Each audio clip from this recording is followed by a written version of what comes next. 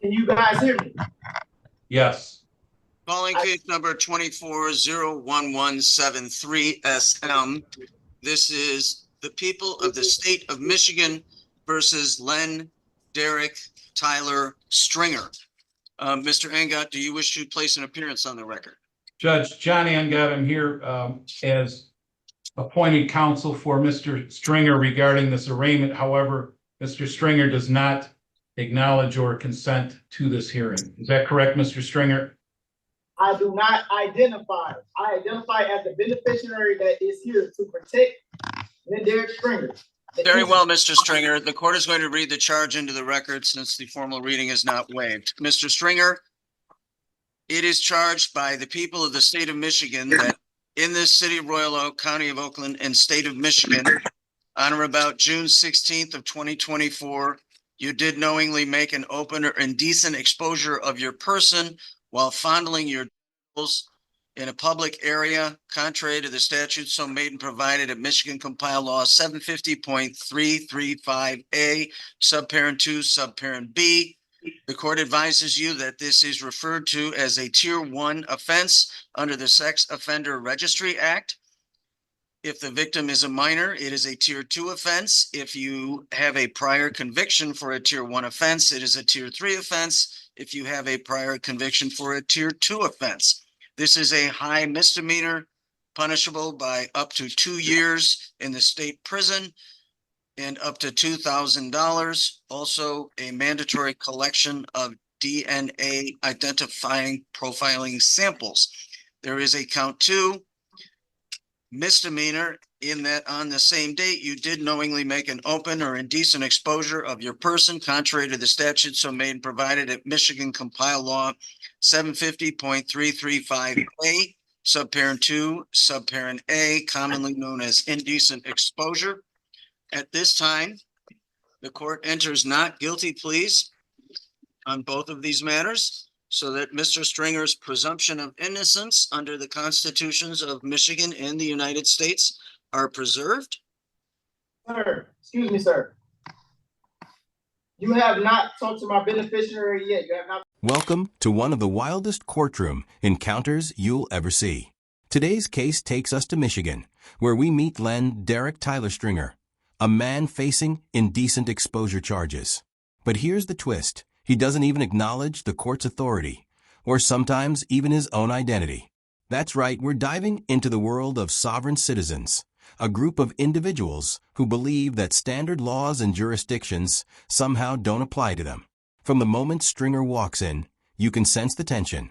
He refuses to identify as himself, instead claiming to be a beneficiary.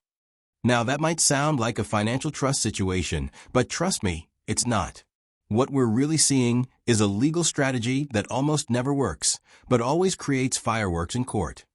Mr. Angot, the court is making a notation of court-appointed counsel to run through the IDSO office, and that new counsel, as appointed by Mr. Mena, can make whatever judgments they wish to make and make any motions they wish to make at Mr. Stringer's first probable cause conference. Mr. Stringer, this matter is now being set for a probable cause conference. That will be on a new date. The law entitles you to what they refer to as a preliminary examination within 21 days of this arraignment today. If probable cause is either found or waived at that preliminary examination, the matter will be bound over to the Oakland County Circuit Court for further arraignment, trial, and proceedings. The court must now set bond in this matter. That's not intended to prejudge or punish you. You are presumed innocent, Mr. Stringer. However, the court must set bond in order to ensure your reappearance to court and afford any necessary protection for the public. In that regard, the court would first hear from Detective Keith Baringa of the Royal Oak Police Department. Then the court would hear from your attorney, Mr. Stringer. Detective Baringa, please proceed. Thank you. He currently has 2 warrants out of the state of Texas for assault and also in assault with injury to family violence out of Texas. He also has a lengthy criminal history out of Texas, going from as recent of these warrants, which were entered last year, back to around 2015, receiving charges for evading arrest and detention, unlawful possession of a firearm by a felon, Assault, family, house member impeding breath or circulation.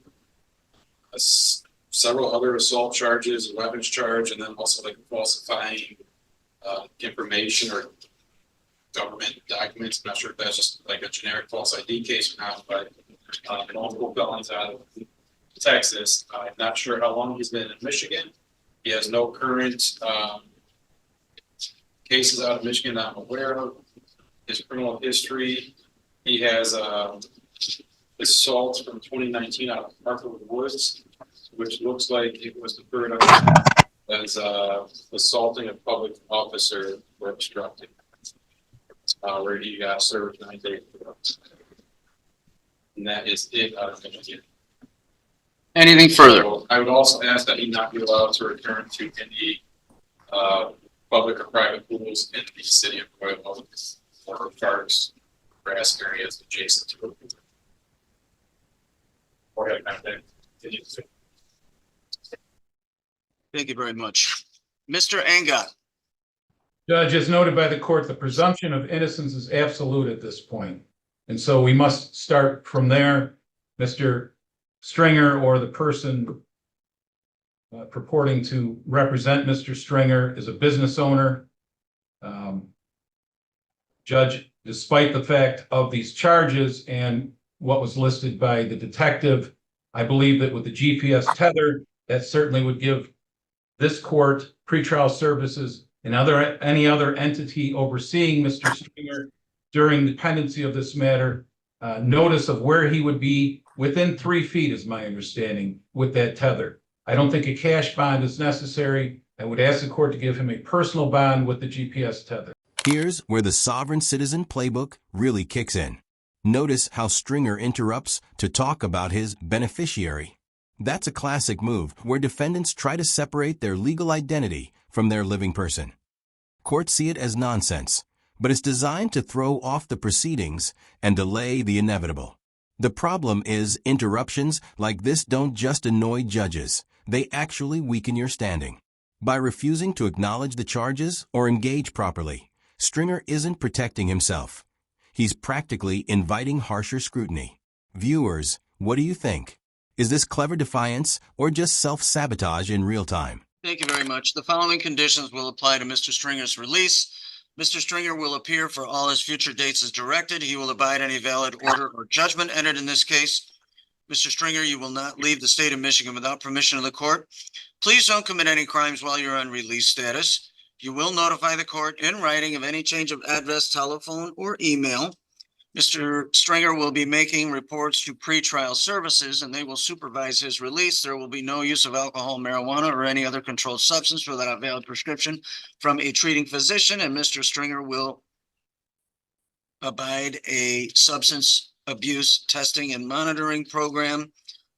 No purchase or possession of a firearm or other deadly weapon.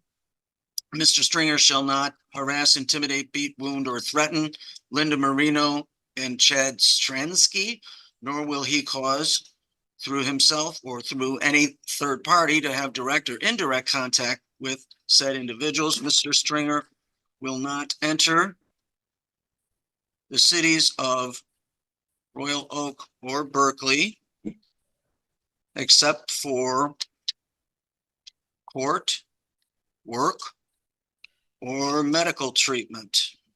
And at this time, there will be 2 ETGs per week for control alcohol consumption and 3 controlled substance tests a month. Given everything that's before the court at this time, the court will set bond in the amount of $50,000. Cash or surety, no 10% allowed at this time.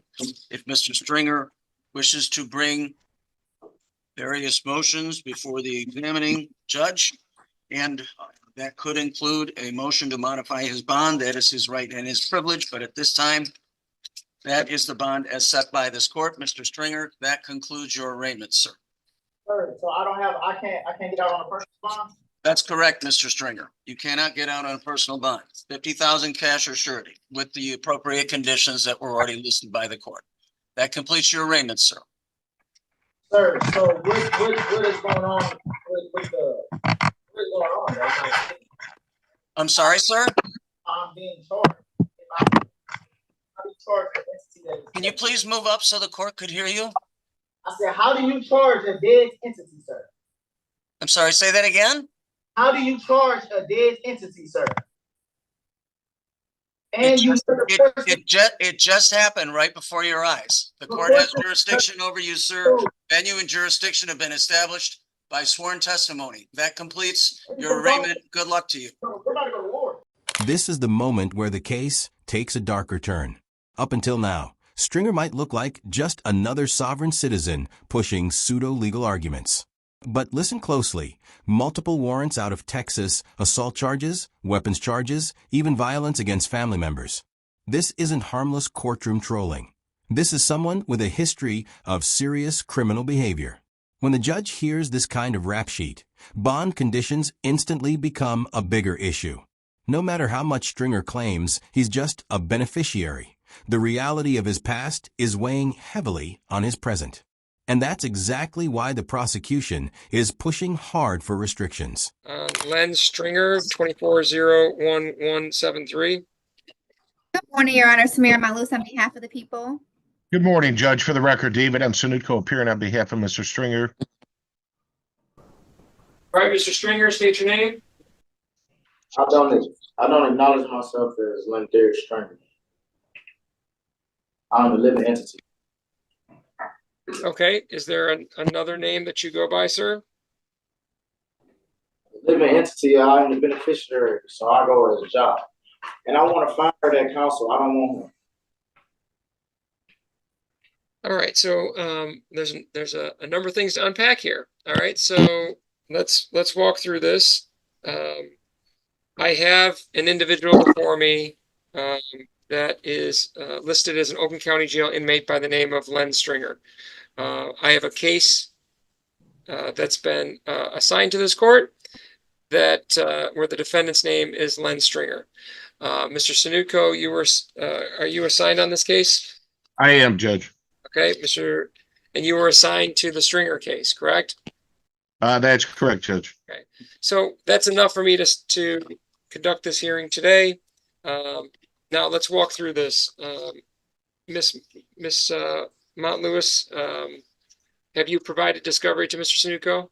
Your Honor, I didn't have an attorney listed. I believe if he filed, he may have just received written discovery. I didn't have that in my information, but give me 1 second to confirm. I'm just going to make one click. In the meantime, I do have written discovery, Judge. So yeah, it sees that he was provided with written discovery on June 26th. okay, so Mr. Sunutko, have you had a chance to talk to the defendant at all? I did, Judge. I met with him at the Oakland County Jail All right, and so Tuesday. So did he make it known to you that he wished to no longer proceed with your services? Judge, we discussed the case fully, and I had a lengthy phone call with one of his relatives, and it was my intention to ask the court to refer this to the Forensic Center for a competency evaluation. And here's where things get almost surreal. The defense attorney, doing his job, argues for a GPS tether instead of a $50,000 cash bond. That's bold. But think about it. How realistic is it to expect a man who won't even admit his own name to follow a GPS tether program? Judges have heard plenty of risky requests, but this one borders on wishful thinking. Still, public defenders are required to advocate as strongly as they can. And this attorney is giving Stringer every chance possible. Question for you. If you were the judge, would you trust Stringer with a tether or lock in the cash bond to keep him under control? I do think that given your experience and then your connection with him as well as a family member, plus the way the defendant has presented today, that a competency review is in order. And so I'm happy to move forward with that.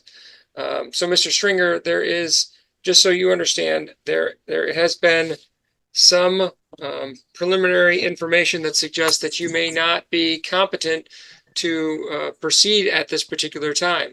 Whether that's a correct assertion is basically a decision that can only be made after an investigation is done to determine whether or not you can that you understand the nature of the proceedings, that you can assist your attorney. We need to find those things out. And so, Ms. Mont-Lewis, can you prepare an order for competency review? Yes, Your Honor.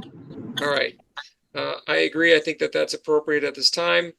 I recognize that the defendant has made a request to have Mr. Sunuko removed from the case based on the information, though, that I've sort of observed at this time, as well as information received by Mr. Sunuko.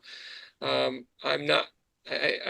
remain unconvinced that those statements are anything other than a manifestation of what might be a competency issue. Hey, family knows best, and if they think he's suffering from delusional litigation, then who are we to argue? And so I'm gonna wait to consider that request until I can determine whether or not he's competent. If I would remove Mr. Sunuko off the file, if I would remove him off the file based on a request made by a person who's later determined to be incompetent, I think that would be a real issue. And so at this point in time, I'm going to grant the request. What label, excuse me, What evaluation? What labels me incompetent? My intelligence, because I have a high IQ. And there it is, the line that sovereign citizen watchers know all too well. How do you charge a dead entity? This is courtroom bingo at its finest. Sovereign citizens often claim their legal name in all caps is a corporation or dead entity created by the government, separate from their living body. The flaw? Courts simply don't buy it. Jurisdiction is established the moment you commit a crime within the state. The judge cuts him off quickly, reaffirming jurisdiction and moving on. But this exchange perfectly captures the clash. One side arguing from legal reality, the other from legal fantasy. No, that's not it, sir. There are different legal standards, but really it comes down to whether or not you can understand the nature of the proceedings at this time, that you have the ability Nature of the proceedings. that you have the ability to assist your attorney in your defense. To withdraw, sir. I do not want my legal counsel. Actually, he did not reach out to the person that my relative told him to reach out to my father, and he didn't do that. My father was going to tell him that we wanted him to withdraw. He did not reach out to my father. He only reached out to Stephen Taylor. Stephen Taylor gave him my father's number, and he did not do that. So I would like him to withdraw from my case, sir. I have no. So he isn't competent enough for me, honestly. Finally, the turning point. Competency review. Judges don't call for this lightly. Competency isn't about intelligence or education. It's about whether a defendant understands the charges, the process, and can work with an attorney. Stringer's constant refusals, contradictions, and fantastical claims raise a red flag. Is he truly competent to stand trial? If not, the case pauses until treatment or evaluation is complete. This protects the integrity of the trial and Stringer's own constitutional rights. Ironically, the very behavior Stringer thinks proves his independence may now delay his case indefinitely. What's your take? Should courts give sovereign citizens more leeway or step in early with competency checks? I have a recommendation for pretrial services that suggests that there are untreated mental health concerns, and the nature of his criminal history and criminal contacts suggests that there may be significant mental health, untreated mental health issues.